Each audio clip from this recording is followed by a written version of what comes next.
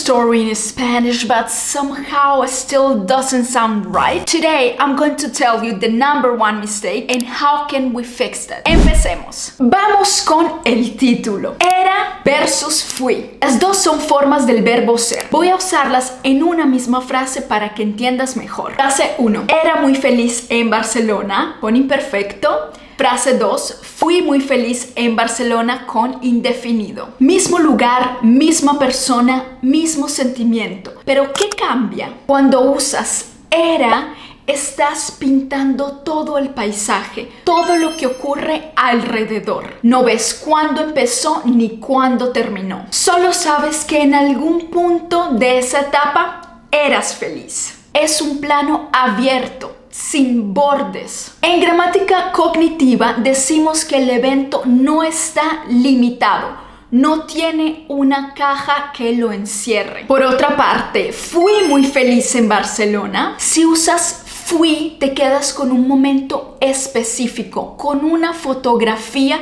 puntual, un periodo con principio y fin. La gramática cognitiva dice que este evento está delimitado, le hemos puesto límites y está cerrado en una caja. Como ves, las dos frases son perfectamente válidas y correctas. Lo que cambia es la perspectiva del hablante. Y aquí es donde viene lo realmente importante. Esta diferencia que te he dicho no es exclusiva de ser. Ocurre con cualquier verbo en español. Comía y comí, estaba y estuve, conocía y conocí. Todas pueden caer en la caja en la que tú decidas. Depende únicamente de ti, de cuál sea el enfoque que quieras usar. Seguro has escuchado de la típica regla. Indefinido es igual a terminado, imperfecto es igual a algo que se repite. Pero te voy a explicar por qué esa regla no siempre funciona. Mira esta frase. De niña iba a la playa todos los veranos. Aquí usamos imperfecto porque la acción se repite. Aquí funciona muy bien la regla. Pero mira esta otra frase. El verano pasado fui a la playa todos los días. También es una acción que se repite todos los días. Sin embargo, aquí usamos indefinido. Te voy a enseñar el verdadero criterio para que por fin entiendas la diferencia entre indefinido e imperfecto. Tienes que ver la historia que estás contando como si fuera una película y tienes que imaginarte dos planos. El primer plano y el segundo plano. Hay cosas que forman parte del escenario, del fondo, de lo que ya estaba ocurriendo antes de empezar a grabar. Y hay otras cosas que son los eventos, lo que hace que la historia continúe.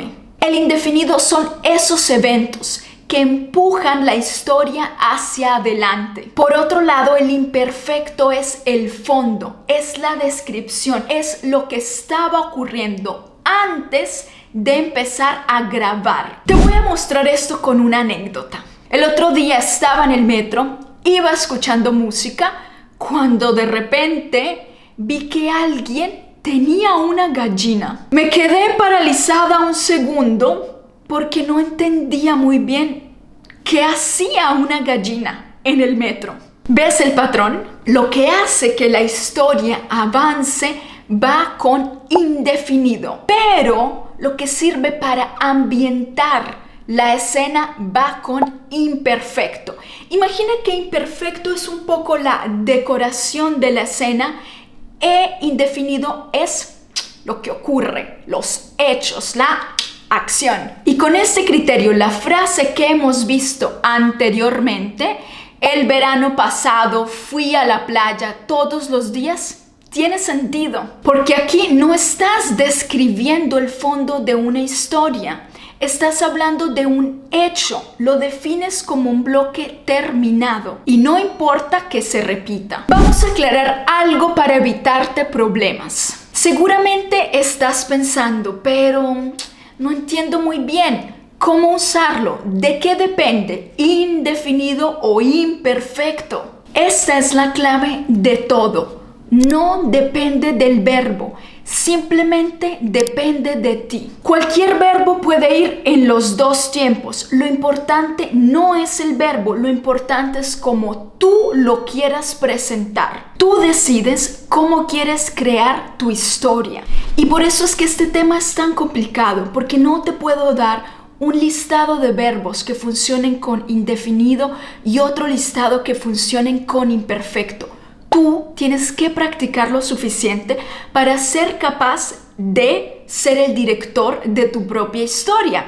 Y por eso contar historias es un reto grandísimo en cualquier idioma extranjero que estés aprendiendo. Es una de esas habilidades que realmente, si la logras dominar, vas a ser imparable. Vamos a ver más ejemplos para que te quede súper claro lo que quiero contarte. Quiero que veas este verbo, el verbo comer. Lo mismo, misma frase, solamente cambia el tiempo. Frase 1, comía cuando sonó el teléfono. Frase 2, comí cuando sonó el teléfono. ¿Puedes decirme cuál es la diferencia entre estas dos frases? Comía, el acto de comer ya estaba en marcha cuando sonó el teléfono. Funciona como una descripción del paisaje.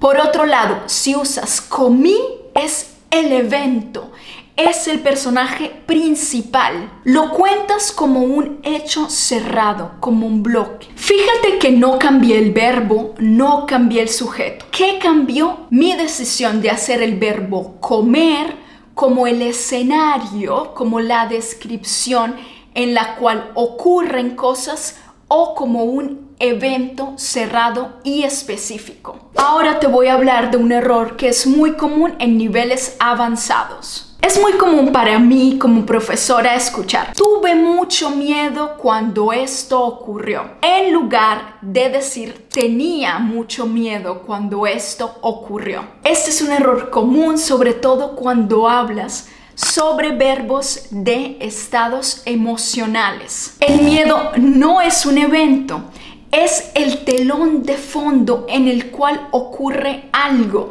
Por eso tenemos que usar imperfecto. El evento sería el hecho específico que te generó miedo en ese momento. Por eso, casi siempre los estados emocionales se usan en imperfecto, porque funcionan como un telón de fondo. Acompañan a un evento principal. Están al fondo, no son protagonistas. Cuéntame en los comentarios una anécdota tuya de 2 o 3 líneas y te ayudo a identificar cuál es el fondo y cuál es el evento. Te leo en los comentarios. Muchísimas gracias por ver este video. Te invito a que le des me gusta, a que te suscribas y nos vemos en la próxima para más contenido de español en práctica. Chao, chao.